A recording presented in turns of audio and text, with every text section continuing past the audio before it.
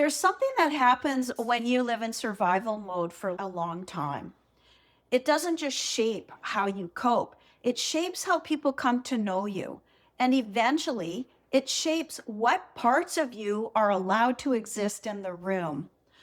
I remember hearing things like, "You're so strong," or "I don't know how you do it," or "I could never handle what you handle." I think those words were meant kindly.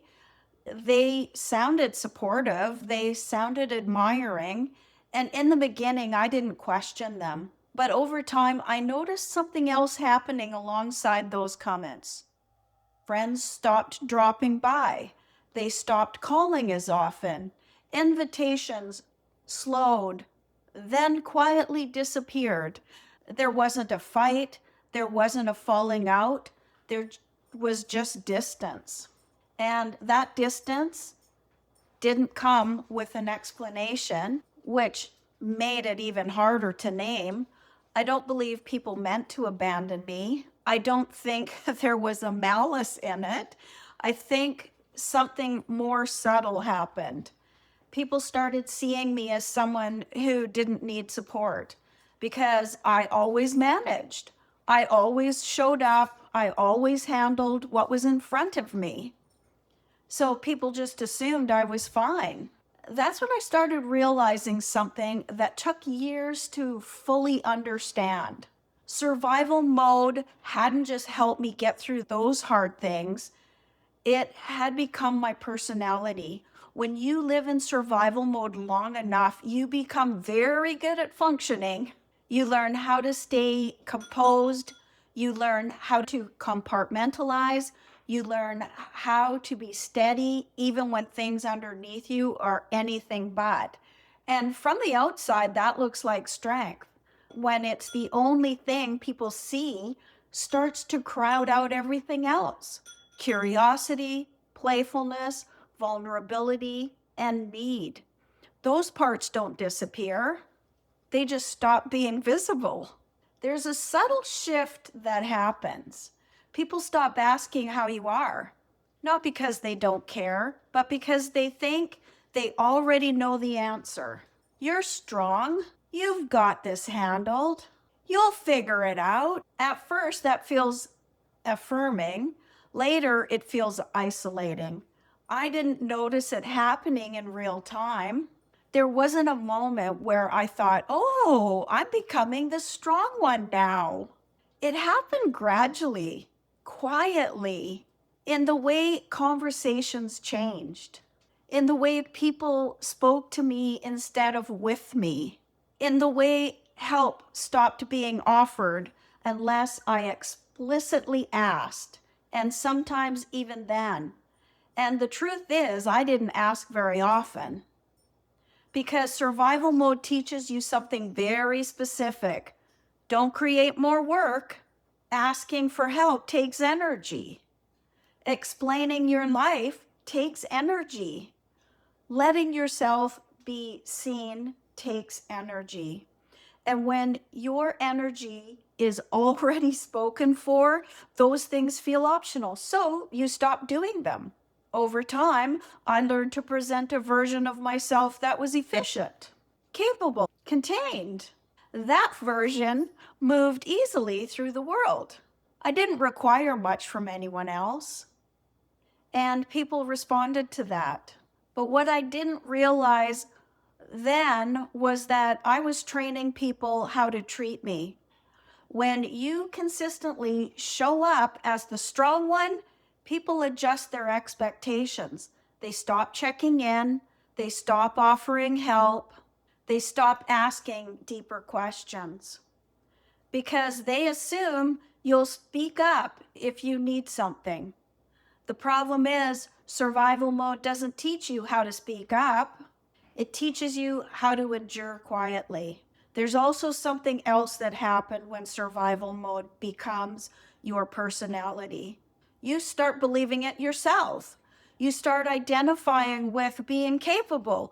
You start measuring your worth by how well you hold things together. And when you struggle, you feel like you're failing at the one thing you're supposed to be good at. I didn't know how to stop being the strong one because I didn't know who I would be without that role. Strength had become my safe way to exist. I kept things predictable and it kept people calm. It kept the world from feeling even more chaotic than it already was. But it also came with a cost. There's a particular kind of loneliness that came from being perceived as strong. It's not loud, it's not dramatic, it's quite quiet. It's sitting in a room full of people and feeling unseen. It's being the one people vent to, but rarely the one they check on. It's realizing that people assume you're okay because you're always okay. And when you try to step out of that role, it feels awkward, disruptive, almost inappropriate because you've become a fixed point in other people's stories. The reliable one, the one who doesn't break. I remember moments I almost said something, almost admitted I was struggling. I almost asked for help. And then I stopped myself, not because I didn't need it, but because I didn't know how to be anything other than capable. Strength became my armor. And armor, while protective, also keeps people at a distance. What's difficult about this kind of isolation is that it doesn't come with obvious grief. There's no clear loss to point to, no event to mourn, just a slow, thinning connection. People assume caregivers talk about burnout because they want sympathy, but most of the time, it's not sympathy we want, it's recognition, to be seen as a whole person, not just the strong one. I didn't realize how much of myself I had set aside until much later, until things slowed, until the urgency eased, until I had space to notice what I was missing. Post traumatic stress settled down.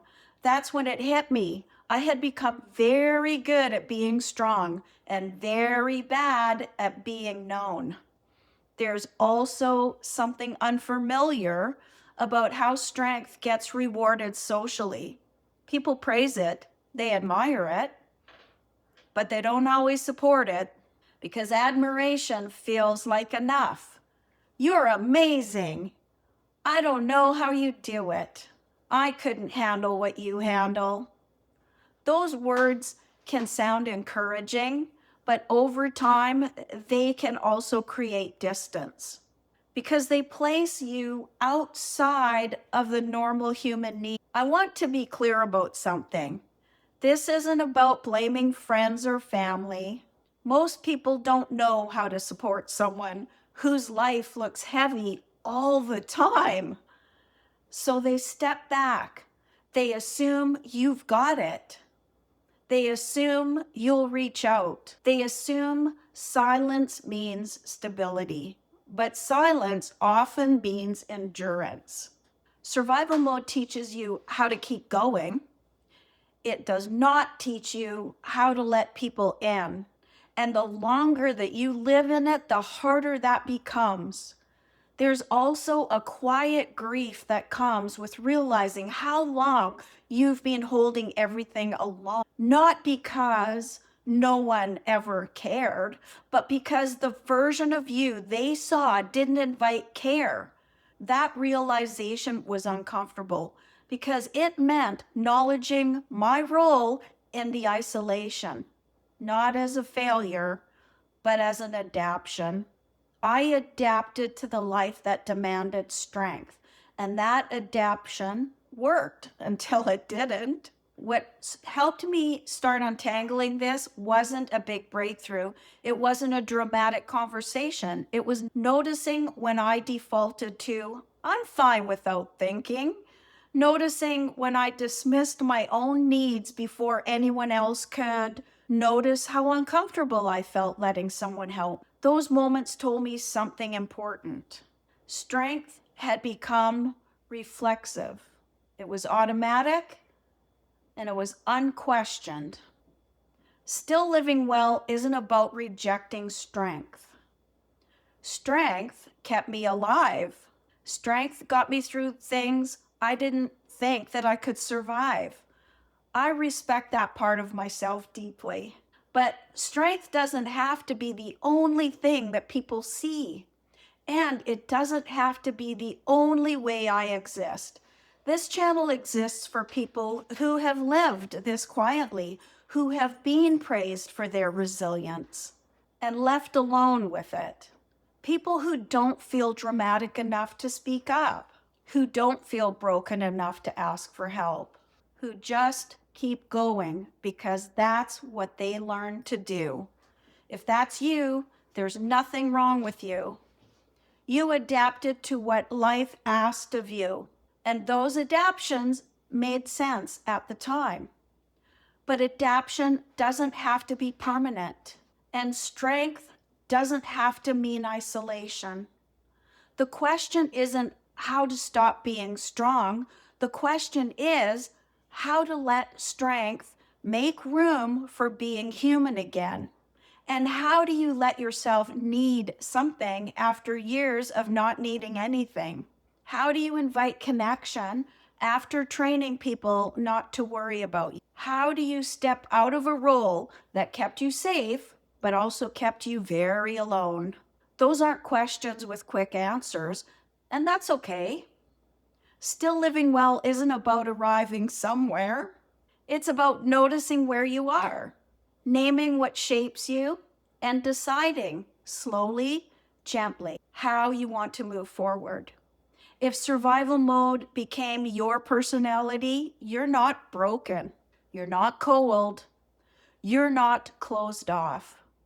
You learned how to survive in a world that demanded it. And now maybe you're allowed to learn something else. How do you still live well from here when strength has been the only way you knew?